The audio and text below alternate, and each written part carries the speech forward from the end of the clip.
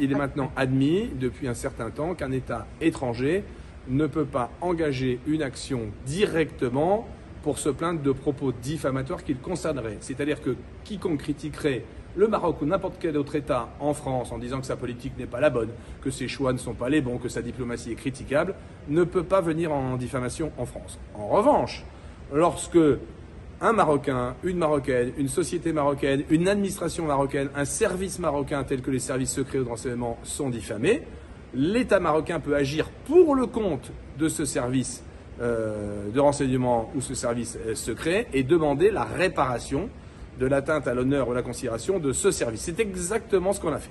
Alors, il y a encore un autre argument qui est soulevé de l'autre côté de la barre, parce qu'on utilise tout pour essayer d'échapper à sa responsabilité. Et on dit « Ah oui, mais ça ne devait pas être monsieur l'ambassadeur qui pouvait représenter l'État marocain qui agissait pour ses services. » Mais si, l'État, quel qu'il soit en France, est représenté par son ambassadeur en France. En France, c'est l'ambassadeur du Maroc, qui est un ministre plénipotentiaire qui représente le royaume du Maroc. Et l'ambassadeur marocain, quand il arrive en France, comme dans n'importe quel pays, va présenter des lettres de créance au chef de l'État. Le chef de l'État français, le président de la République français, accepte ces lettres de créance et donne plein pouvoir à l'ambassadeur pour représenter l'État marocain en France pour toutes les représentations officielles de ce pays.